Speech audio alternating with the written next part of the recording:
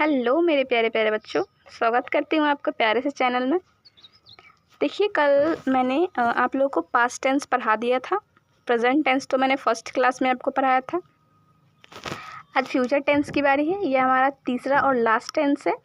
इसके बाद कल मैं आपको रिवीजन करा दूँगी फ्यूचर टेंस, पूरे तीनों टेंस का, मतलब उसके टाइप्स का, और प्रैक्टिस सेट दे दूँगी। और एक बात, मैं आज फ्यूचर टेंस के लिए प्रैक्टिस सेट लेकर आई हूँ, आप लोग को लास्ट में मैं उसे दे दूँगी।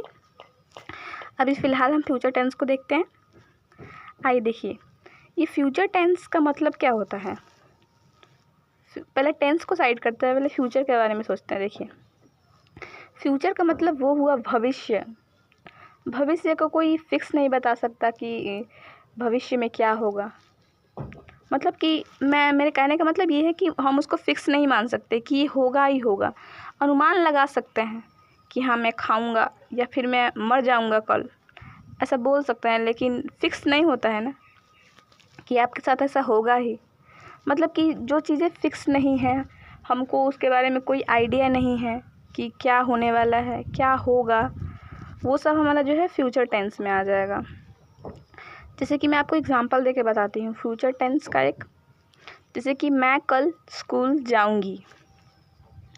अब मान लीजिए मेरी आज तबीयत ख़राब हो गई, तो मैं कल स्कूल कैसे जा सकती हूँ। मैंने अनुमान लगाकर बताया ना कि मैं कल स्कूल जाऊँगी, लेकिन अगर किसी कारण से नहीं गई तो मतलब मेरे कहने का मतलब यही है कि ये फिक्स नहीं है कल क्या होगा। आज हमने बोल दिया कि कल ये कर सकते हैं, बट कल नहीं हुआ तो ये सब चीज़ें जो है फ्यूचर में आती हैं। देखिए, फ्यूचर टेंस के भी 4 टाइप्स हैं। मैं आपको एक एक करके इनके टाइप्स बताती हूँ। पहला जो हमारा टाइप है वो सिंपल फ्यूचर टेंस है, जिसको हम फ्यूचर इंडेफिनिट भी बोल सकते हैं। दूसरा टाइप हमारा है फ्यूचर कंटिन्यूअस, या फिर फ्यूचर इम्परफेक्ट भी बोल सकते हैं इसको, यहाँ लिखा हुआ है मैंने, देखिए। तीसरा हमारा हो जाएगा फ्यूचर परफेक्ट। चौथा हमारा हो जाएगा फ्यूचर परफेक्ट कंटिन्यूअस। क्या समझे आप? पहला था हमारा सिंपल फ्यूचर टेंस या फ्यूचर इंडेफिनिट टेंस। दूसरा था हमारा फ्यूचर कंटिन्यूअस या फ्यूचर इम्परफेक्ट टेंस। तीसरा था हमारा फ्यूचर परफेक्ट टेंस। चौथा था फ्यूचर परफेक्ट कंटिन्यूअस टेंस। चलिए, आई होप आपको इतना तक पूरा क्लियर हो गया होगा। अब हम पहले टेंस पे आते हैं, मतलब कि सिंपल फ्यूचर टेंस। देखिए, मैंने यहाँ लिख रखा है सिंपल फ्यूचर टेंस, भूल गई थी मैं ऊपर लिखना। इसका डिफिनेशन दिया है मैंने, use to show an action that will happen in the future. एक ऐसे एक्शन को शो करने के लिए इसका यूज किया जाएगा जो कि हम फ्यूचर में होने वाला है। मतलब आप क्या समझे, फ्यूचर में होने वाला है, वो अभी हुआ नहीं है, होगा। भविष्य की बात बताई जा रही है। ये बिल्कुल जिसको हम अफर्मेटिव सेंटेंस बोलते हैं ना, वैसे आप इस टेंस को बोल सकते हैं फ्यूचर परफेक्ट। जिसके जितने भी फ्यूचर के सिंपल सेंटेंस आएंगे सब सिंपल फ्यूचर टेंस में ही आ जाएंगे। जैसे कि देखिए, इसका स्ट्रक्चर लिखा है मैंने, सब्जेक्ट प्लस शैल या will plus verb 1 plus object. Subject plus shall या will plus verb 1 plus object. याद रखिएगा, यहाँ मैंने हाइफन दे रखा है। या तो किसी भी सेंटेंस में या तो आप कहीं शैल का यूज़ करेंगे या तो विल का यूज़ करेंगे। दोनों का साथ में यूज़ आप नहीं कर सकते हैं।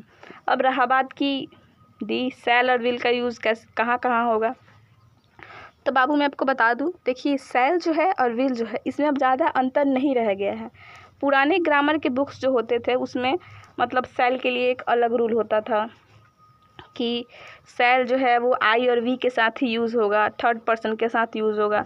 लेकिन अब जो है वो आई के साथ भी आई के साथ भी विल यूज़ हो रहा है, वी के साथ भी विल यूज़ हो रहा है। पहले था कि आई और वी के साथ बस शैल का यूज़ करो और बाकी सब जितने भी आ रहे हैं, जैसे कि ही, सी, ये लोग जितने भी हैं, ये सब इनके साथ विल लगेगा। लेकिन अब कोई नहीं है। पहले बोलता था लोग कि मतलब कि जहाँ आवश्यक काम होता है वहाँ ही सिर्फ विल का यूज़ होता है, लेकिन अब ऐसा कुछ भी नहीं है। आप आई के साथ भी विल लगा सकते हैं, वी के साथ भी विल लगा सकते हैं, यू के साथ भी विल लगा सकते हैं, हर जगह विल का यूज़ कर सकते हैं। अब इसमें कोई ये नहीं है। देखिए, मैंने हर सेंटेंस में विल का यूज़ किया है, जबकि शैल भी यूज़ करेंगे तो गलत नहीं है, लेकिन आप विल यूज़ करिए, कोई प्रॉब्लम नहीं है। ऐसा करते आपको ई समझ आ गया होगा। देखिए, इसका एग्जाम्पल देखती हूँ मैं। आई विल ईट राइस, मैं भात खाऊंगा। मतलब फ्यूचर की बात बता रहा है, खाऊंगा। देखिए, इसकी पहचान में बताना आपको भूल गई। इसको देखिए, किसी भी वाक्य के अंत में आपको मतलब हिंदी वाक्य क्रिया के अंत में हूँगा, गा ये सब आएगा, समझिए कि फ्यूचर टेंस है, पूरा का पूरा फ्यूचर टेंस है।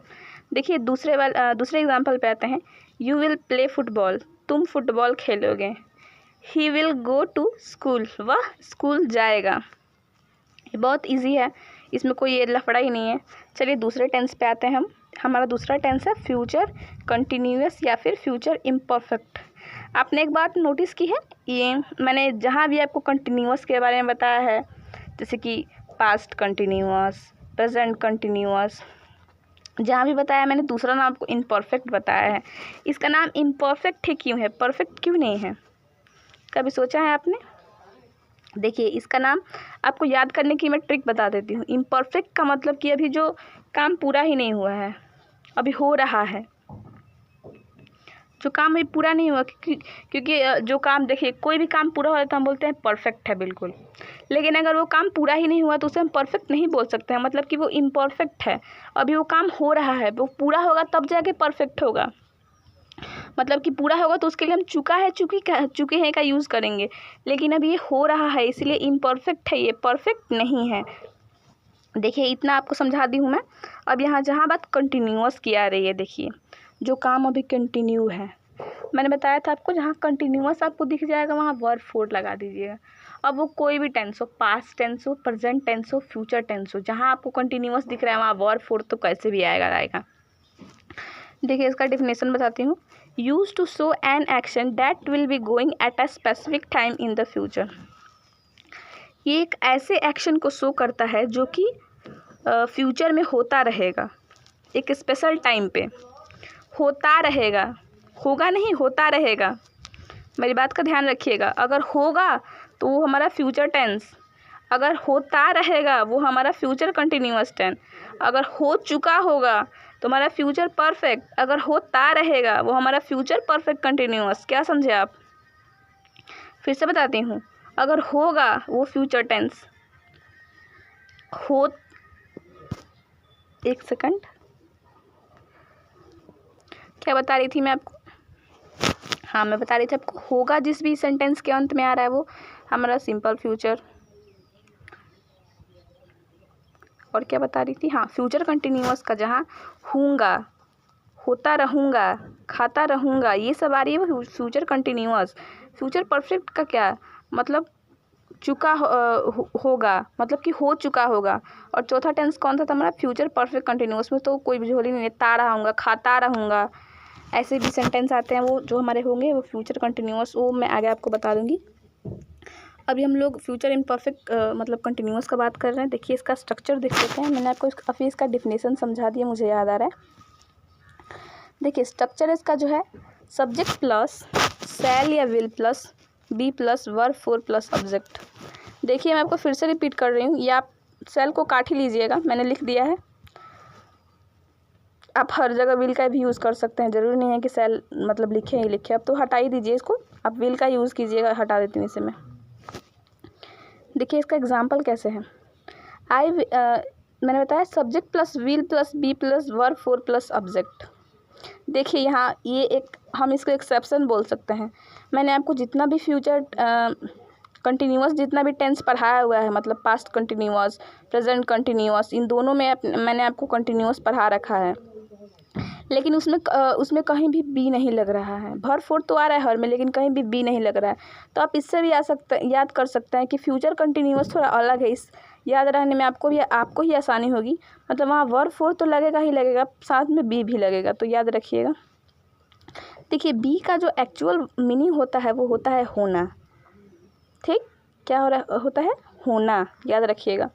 देखिए इसका एग्जाम्पल लिखा है मैंने, मैं चावल खा रहा हूँगा, मतलब कि फ्यूचर की बात कर रहा है कि मैं उस टाइम ये कर रहा हूँगा।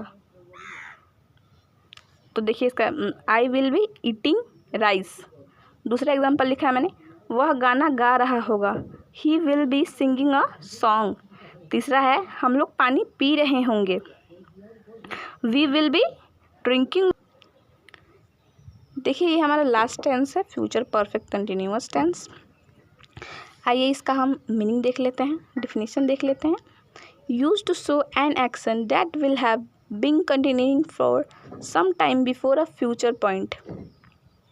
देखिए, एक ऐसे एक्शन को शो करने के लिए इसका यूज़ होता है जो कि फ्यूचर में जो है कंटिन्यूअसली होते रहेगा, वो ख़त्म नहीं होगा कभी भी। हमने फ्यूचर इम्परफेक्ट में पढ़ा कि वो काम जो हमारा एक टाइम पे रुक जाएगा, लेकिन ये रुकने का बात नहीं हो रहा है। यहाँ पे देखिए कंटिन्यूइंग मतलब कि होता रहेगा। हमको पता नहीं है कि कब रुकेगा कब नहीं रुकेगा, या फिर रुकेगा भी या नहीं रुकेगा। देखिए स्ट्रक्चर देखते हैं इसका। सब्जेक्ट प्लस विल या shall plus have been plus verb four plus object. याद रखिए, आप शैल लगाइए या विल लगाइए, बट इसमें हैव बीन लगाना ना भूलिएगा। अगर आप हैव बीन नहीं लगाएंगे ना तो आपको ये पूरा सेंटेंस ही गलत हो जाएगा। अगर आप हैव बीन नहीं लगाएंगे ना तो ये हमारा सिंपल फ्यूचर में टेंस चला जाएगा। देखिए ज़रा इस सेंटेंस से हम हैव बीन हटा के देखते हैं। जैसे कि देखिए आई विल हैव, ये हमारा I will have been eating rice. इसको देखिए ना, इसमें से हम हैव बीन हटा के देखते हैं तो कौन सा टेंस बन जाएगा। देखिए इन लोगों को काट देते हैं, हम दोनों को काट दिए। आई विल ईटिंग राइस, ये क्या, ये पूरा हमारा सिंपल फ्यूचर टेंस भी नहीं बन जा रहा है, क्योंकि उसमें तो हम वर्ब 1 का यूज़ करते हैं। यहाँ देखिए हमारा वर्ब 4 आ रहा है, ये सेंटेंस ही हमारा गलत हो जाएगा।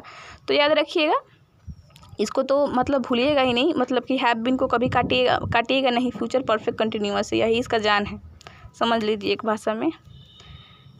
देखिए एग्जाम्पल मैं फिर से रिपीट कर देती हूँ। मैं भात खाता रहूँगा, आई will have eating rice, I will have eating rice. याद रखिए, अगर आप आई विल हैव लगा दे रहे हैं और बीन को छोड़ दे रहे हैं तो हमारा कौन सा टेंस होगा, कोई टेंस नहीं होगा, सब गुड़ गोबर हो जाएगा। क्योंकि अगर हम ईटिंग लगा दिए हैं, वर्ब का चौथा फॉर्म आ गया, तो इसमें चौथा फॉर्म इम्परफेक्ट के अलावा कोई होगा ही नहीं। और क्योंकि हम यहाँ पे हैव लगा दिए हुए हैं तो ये इम्परफेक्ट में भी नहीं जाएगा, क्योंकि इम्परफेक्ट में आज हमारा टेंस ख़त्म हो चुका है। कल हम इसको रिवाइज़ कर लेंगे। और मैं आपको एक बात बताना तो भूल ही गई, मैंने बोला था आपको कि मैं एंड में आपको क्या दूंगी, प्रैक्टिस के लिए कुछ ट्रांसलेशन वगैरह दूंगी, तो मैं आपको अभी दे देती हूँ। आप लोग स्क्रीनशॉट ले लीजिएगा, 1 मिनट।